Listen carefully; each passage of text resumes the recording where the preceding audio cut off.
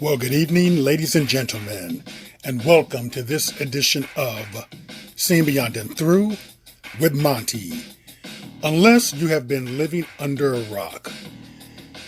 Boy, it has been something going on within this past month or so with the rapper, Puerto Rican rapper, Fat Joe, and comments in which he has made. Now, I'm sure that all of you are pretty much aware of this. See, Fat Joe has made some comments that has brought smoke up his ass. And before I go any farther, I just want to remind you on these comments, and I'm going to touch on some points to prove that what he is saying is a big wad of BS. But it still does not negate the history of the culture and the history of how it started. Latinos and blacks created hip-hop. If you go to Wild Style, the first hip-hop movie, you will see the Cold Crush Brothers. Their DJ was Charlie Chase, Puerto Rican. And you'll go to the battle that they had with Romantic, which was the first Puerto Rican MC. Ruby D was in there with the fantastic Romantic. You cannot eliminate the Latinos' contribution to hip-hop. When you talk about breakdancing, we talk about Rocksteady and Crazy Legs. When you talk about graffiti, like, it's every element of hip-hop. It was 50-50, bro. Okay, so you heard from Fat Joe. Basically, he's referencing a 1982 movie, Wild Style. He's using that as a reference and barometer as to the important contributions that Puerto Ricans / Latins made in hip-hop.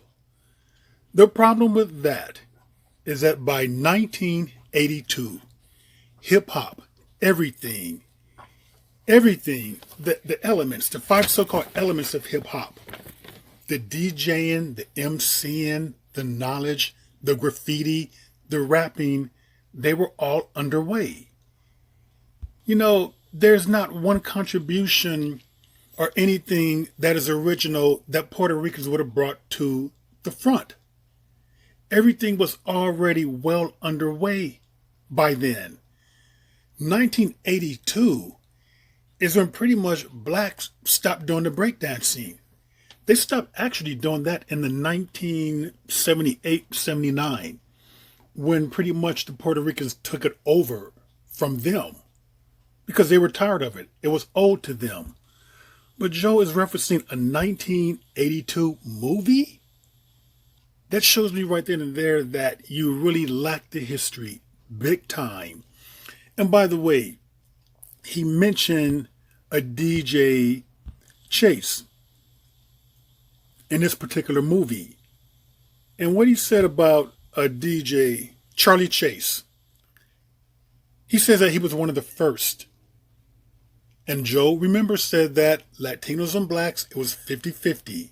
That the Hispanics, Latinos, Puerto Ricans, they were there with black people. It was 50-50. That they were so immersed together, so accepting together. He almost makes it seem like there was no prejudices at all. That they were just together there as brothers. But Charlie Chase says something completely different. Have a listen.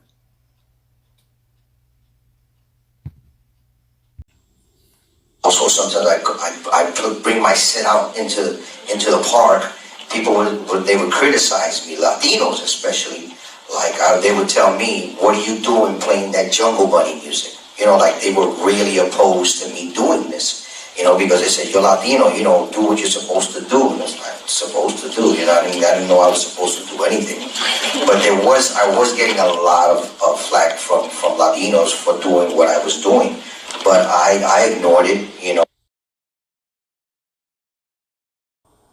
And then the Hispanics were telling me, what the hell are you doing, man? What are you doing playing that Jungle Bunny music, you know? Okay, so that pretty much debunks everything what Fat Joe has stated. He stated that Charlie Chase was one of the first Latinos there. But Charlie gave a different story with that. And I want you to focus on this right here now. This is graffiti art. Let's go back a bit. I wanted you to look at this right here. He says that Latinos contributed 50-50. But here is one of the first well-known graffiti artists. This is Cornbread, and he is from the 1960s. Black American, by the way. This is graffiti art too. This happened during the rebellion of the Black Power movement. Now, any type of rebellion, whether it be the Black Power movement, whether it be the Black Panther movement, whether it be the Watts riot, which happens in the 60s, you're going to have graffiti all around. You cannot say that anyone brought graffiti murals, paintings, this type of art to black people. This is right here. This graffiti is from the Black Power movement, 1969. And if you want to go back farther, we can go back to ancient Kemet. We can go back to Sudan. We can go back to Nubia. No one taught black people about graffiti. That's insane and just preposterous. We were doing graffiti before there was even a Puerto Rican race. Let's move forward. And then he goes on to say something to the effect of like, he mentions DJing, right? DJing, MCing. Well, you know, people, what is DJing? What really is DJing? Okay, music, right? DJ is nothing but music. And what it is really is a person who introduces or plays recorded popular music on radio. Or it can be played recorded music on radio at a club or party. These are black clubs right here. This is during the Harlem Renaissance era, the 1920s and 1930s.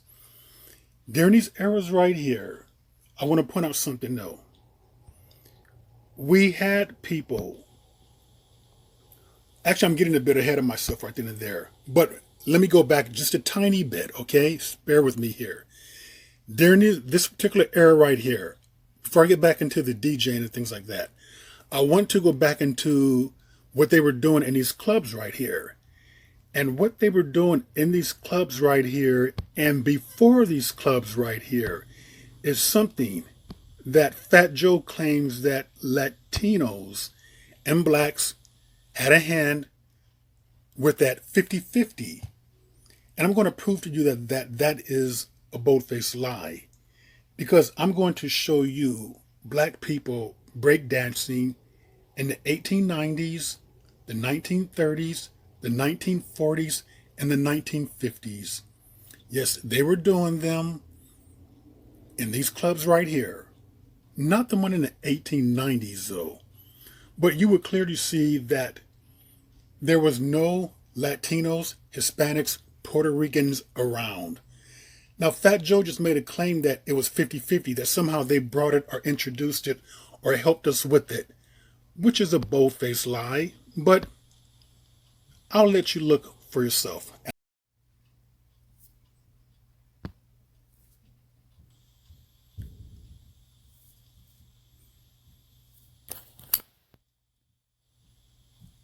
These are black people breakdancing in 1894.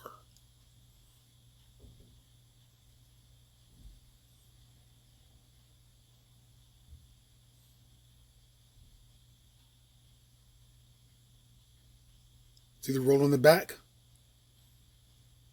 Look at the back roll. That talent is given to us by our ancestors.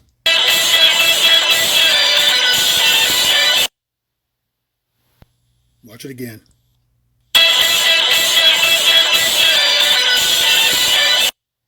Well. What do you say about that? And here we go, the I believe this is the 30s or 40s. Anyway, they're all black.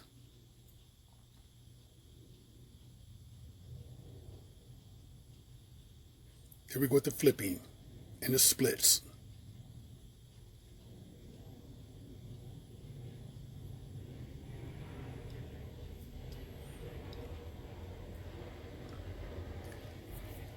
Look at that. Okay, no one taught us that. We did not learn that from anyone.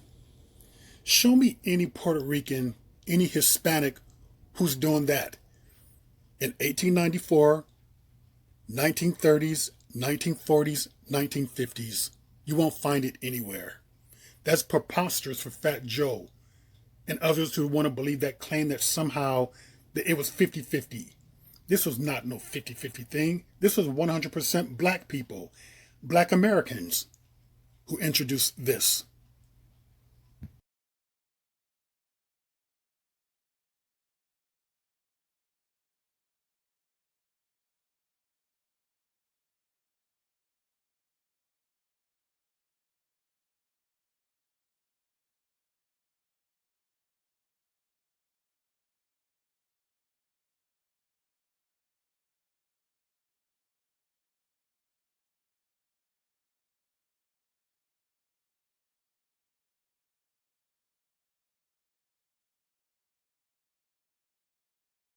And here we go, rapping in the 1940s and breaks into breakdancing.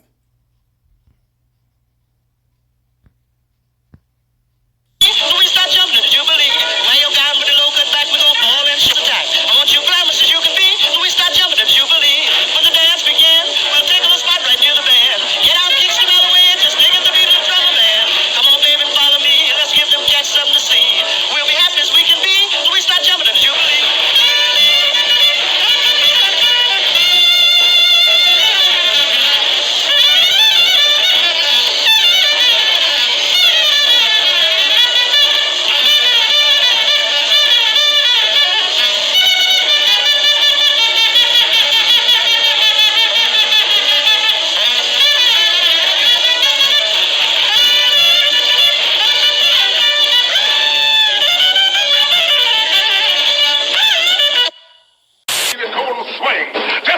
Ready to do that thing. I don't want no tears, I don't want no lies. Above all, I don't want no alibis. This judge is hip, and that ain't all. He'll give you time if you're big or small. Fall in line, or this coat is neat. Peace, brother. Pick up the judge. Pick up the judge. Everybody else is being judged.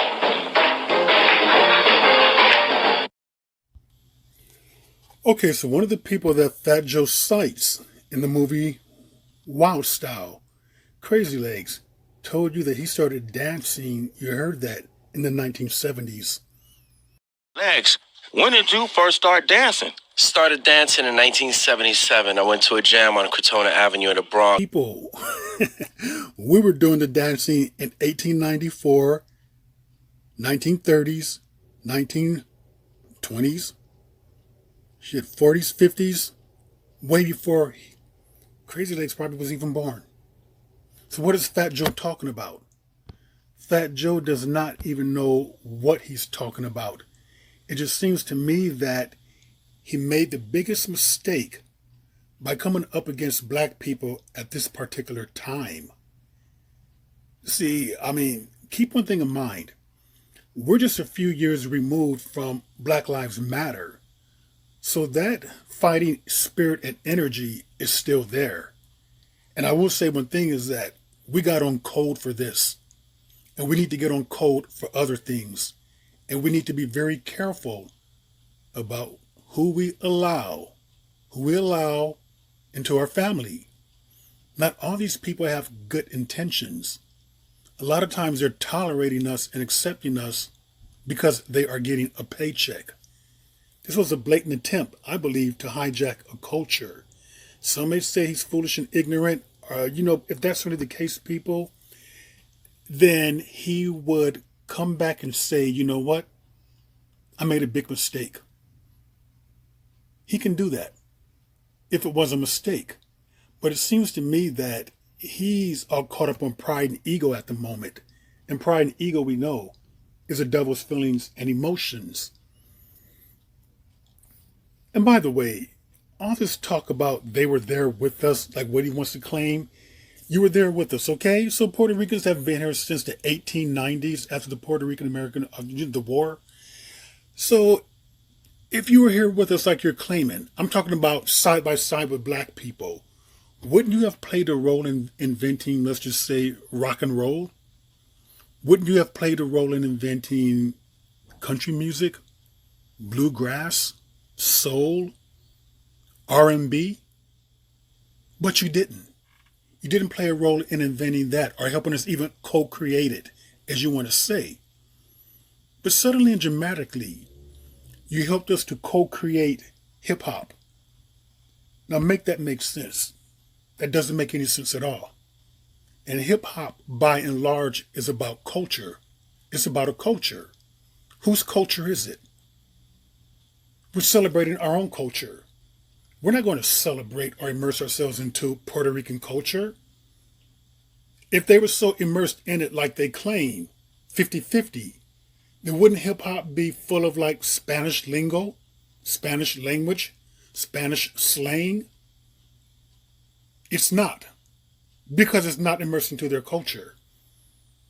They would have played a bigger role in it. If it was 50-50, wouldn't you see just as many Puerto Rican artists as you do black if it was 50-50? Because it wasn't. That's telling you a lot right there.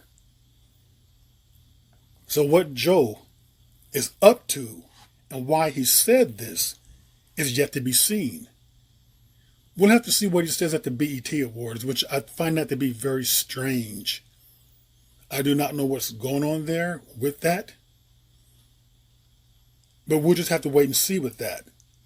But at this particular time and moment, it's just about Fat Joe, other Puerto Ricans who want to follow this lead, it's about time to just say, no mas, no mas. I mean, you've been given a TKO. The receipts are there. The evidence is there. It could not have possibly been 50-50. That lie is debunked. I do not know what they're going to hold on to right now, except maybe say that some of these dancers in those clips were Hispanic or Latino. What they want to claim. They may try to go that route. It wouldn't surprise me if they try to look up and say that, well, some of our founding soul people like James Brown was Hispanic. You know, I'm pretty sure they're digging, hoping that they can find some type of Dominican or Puerto Rican connection. But no, they've been given a TKO. The evidence is there, loud and clear for anyone to see. And by the way, as many have brought to my attention and have pointed out, if he really believes this, why didn't he say this 20 years ago?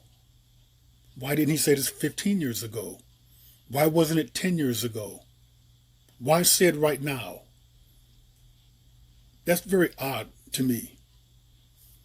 So there is something going on there. But black people, let's just stay on code with this. We're going to protect our culture. These dances that you see that these black men were doing back in the day, that spirit right there was given to them by the ancestors. That gift right there was given to them for a reason. They had to go through a lot more hardships than what we are going through today. That brought them a sense of joy, exuberance, just a time and moment where they can forget about their problems. We're not going to allow anyone to take that from us. It's their spirit that carries us on to this very day, that gave us the talent to continue on. We're not going to let any interlopers like this come in here and take it away and use it for evil purposes. We're going to keep it alive because they still are alive within us. We owe it to them. One thing that this has done with black people is that it's got us on cold because many times we're not always there for each other. Many times we can be off and thinking about other frivolous stuff. But this did bring us together. Temporary togetherness is better than no togetherness at all. So let's just be vigilant with our eyes open. And with that, ladies and gentlemen, that is another edition of Seen Beyond and Through with Monty, and I will see you all beyond and through.